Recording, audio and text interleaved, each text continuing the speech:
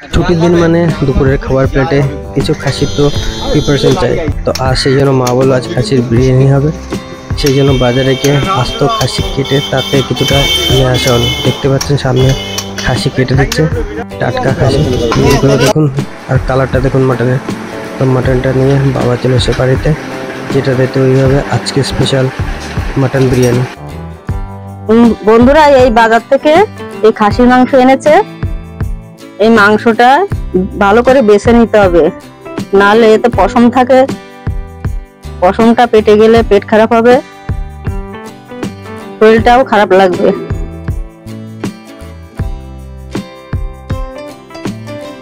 দেখুন মটনটা কি সুন্দর কালার, একদম টাটকা।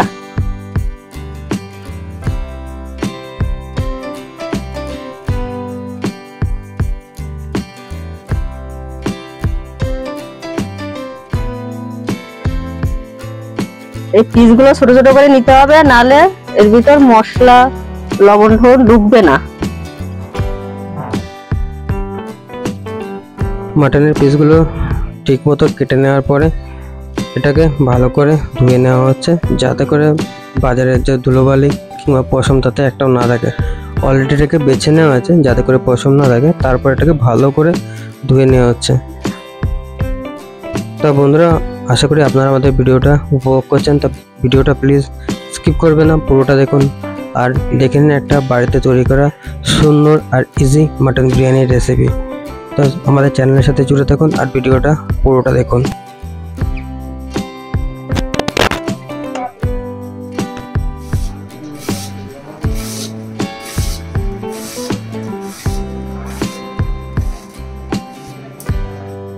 বন্ধুরা বিরিয়ানির জন্য এই হাঁড়িতে জল বসাচ্ছি।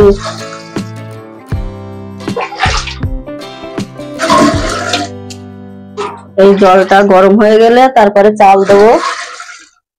গরম জলের ভিতর চালটা দিলে ভাতটাও ভালো হবে আর ভাতটা নরমও হবে, রান্না করলে খুবই ভালো লাগবে। এই জলটা গরম হয়ে গেলে তারপরে চাল দেবো। গরম জলের ভিতর চালটা দিলে ভাতটাও ভালো হবে আর ভাতটা নরমও হবে। বন্ধুরা এই জলের ভিতর, বিরিয়ানি করা এই জলের ভিতর প্রথমে তেজপাতা দিয়ে দিচ্ছি, তারপরে গোটা গরম মশলা, এই দারচিনি, এই এলাচ আর এই লবঙ্গ এই জলের ভিতর দিলে ভালো সেন্ট হবে।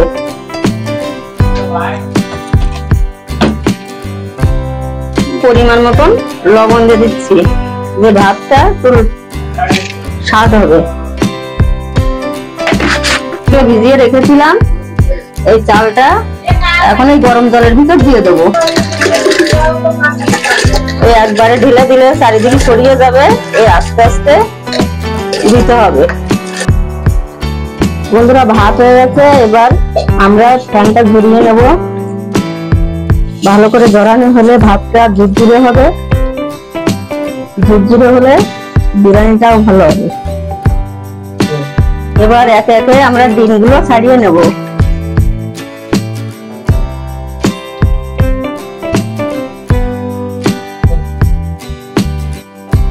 ভাতটা এবার ঝুরঝুরি করে নামিয়ে নিয়েছি।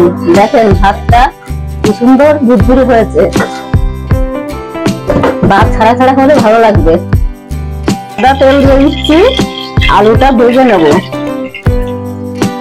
হয়ে গেছে, এবার আলু ছেড়ে দেবো। এই আলুটা এবার লাল লাল করে ভেজে নেওয়া হবে।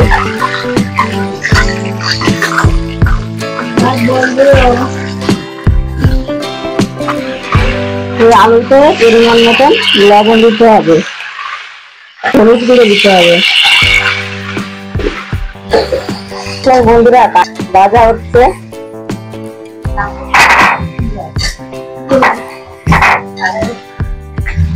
এইভাবে কাঠের জালে করে দেখবেন, ভালো লাগবে। পরিমাণ মতন লবণ দিতে হবে।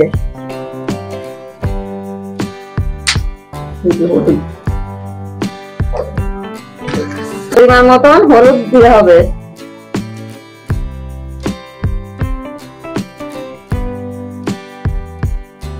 সরিষার তেল দিয়ে মাখানি হবে।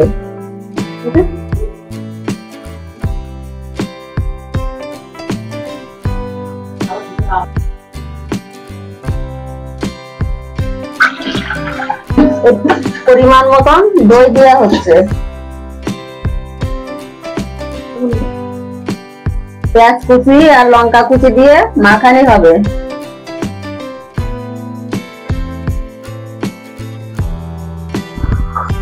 দেখুন বন্ধুরা, আলুগুলো দেখেন লাল লাল করে ভাজা হয়ে গেছে।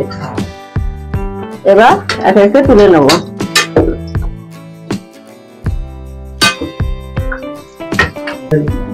বন্ধুরা দেখেন, এই ডিমটা হালকা একটু লবণ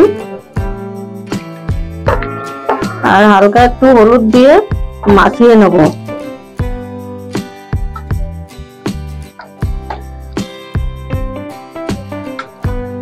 এক একে ডিমগুলো এই তেলের ভিতর দিয়ে দেবো, দিয়ে ভালো করে লাল লাল করে ভেজে নেব। একে একে ডিমগুলো এরকম ভাবে নেড়ে দিতে হবে, নাহলে ডিমগুলো লেগে যাবে আর ফেটে উঠবে।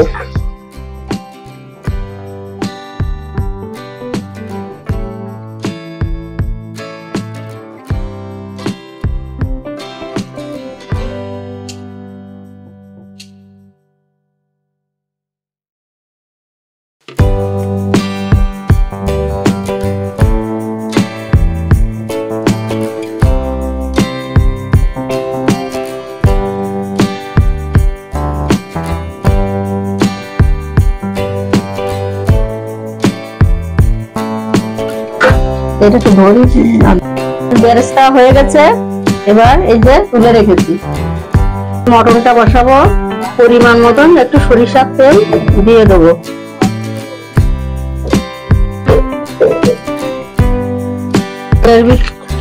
তেলের ভিতর গোটা গরম মশলা আর এই তেজপাতা দিয়ে দেবো।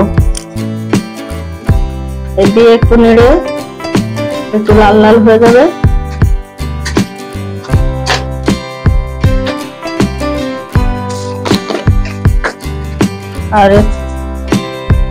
আর একটু গোটা জিরে,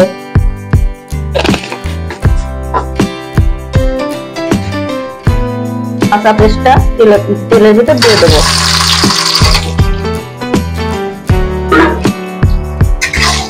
দিয়ে এইভাবে ভালো করে নেড়ে দিতে হবে, তলের থেকে পুরো উঠবে।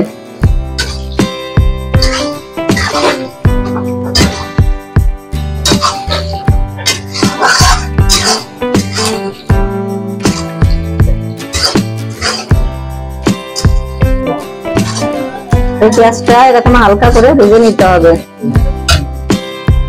এবার মাংসটা দিয়ে দেবো।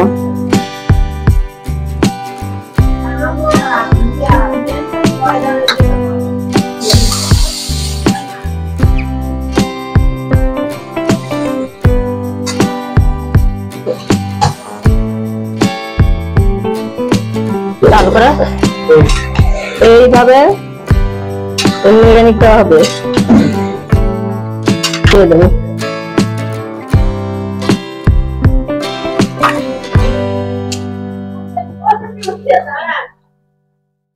এই মটন কষার ভিতর এই রসুন বাটা,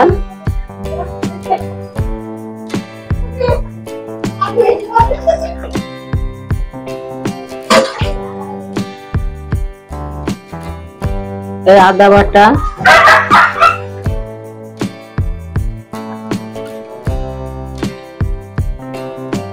আর এই জিরের গুঁড়ো,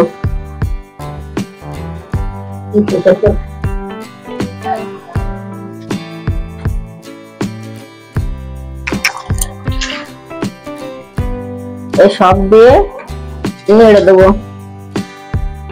নেড়ে মিশিয়ে নিতে হবে। এই একটু হলুদ গুঁড়ো, কালারের জন্য একটু হলুদ গুঁড়ো দেওয়া হবে, পরিমাণ মতন অল্প।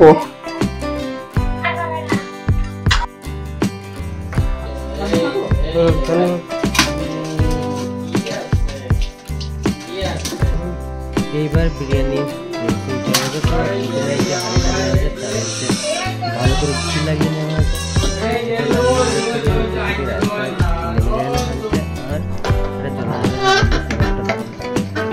তার উপরে আমার যে আগে থেকে ভাত করা ছিল বিরিয়ানি ভাতটা, সে ভাতটা লেয়ার দিয়ে তার উপর দিয়ে দেওয়া হয়েছে মাংস যে করে গেছিলাম সেটা, তার উপরে দেওয়া হয়েছে ব্রাউন অনিয়ন মানে পেঁয়াজটাকে যে ভাজা করেছে সেটা দিয়ে, তারপরে বিরিয়ানি মশলা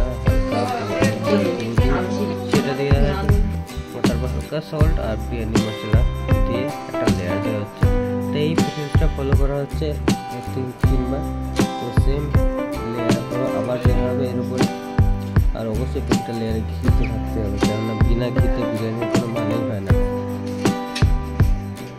তা বন্ধুরা, যদি আপনাদের চ্যানেলে আমাদের চ্যানেলে নতুন থেকে থাকেন প্লিজ একবার সাবস্ক্রাইব করবেন, বাকিদের সাথে শেয়ার করবেন আমাদের এই ভিডিওটাকে। এইবার লেয়ারিং চলছে, একের পরে আবার এর উপরে চলছে মাটনটা। দেখুন কেমন কষা কষা করে করা আছে, হালকা গ্রেভি ভাবটাও আছে, গ্রেভি ভাবটাও আছে, যেটা কিনা বিরিয়ানি স্বাদটাকেও বাড়িয়ে দেবে আর ভাত থেকে পুরো টুকরো টুকরো করবে।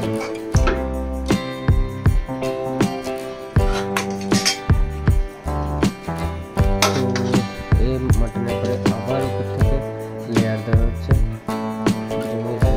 আপনি যদি বিরিয়ানি মার্কেটে কিনতে যান আমাদের এখন কিনতে গেলে 200-250 টাকা নিচ্ছে, একটু ভালো কোয়ালিটি বিরিয়ানি হয় না, কিন্তু সেই টাকা আপনি বাড়িতে বানান তাহলে বাড়ির সবাই ফ্যামিলিরা বসে মন ভরে খেতে পারবেন। আর ভাতে লবণ দিয়েছিল না, বাইরের খাবারে বলে ফাস্ট ফুডের খাবার খেলে চলে ক্ষতি করে, কখনো হবে না যেদিন আপনি বাড়িতে বানান। আমার এই বিরিয়ানির ভিতরে রেসিপির ভিতরে কোনো গোলাপ জল আর কোনো গন্ধ জাতীয় জিনিস দেওয়া নেই, যেটা কিনা খাওয়ার পরে আপনার পেট ফুলে উঠবে কিংবা আপনার পরেটা অসুস্থ হতে পারে। যেটা বাইরের স্ট্রিট ফুড খেলে যেটা কিনা আপনার পেটে সমস্যা সেটা কখনো হবে না যদি আপনি বাড়িতে বানিয়ে।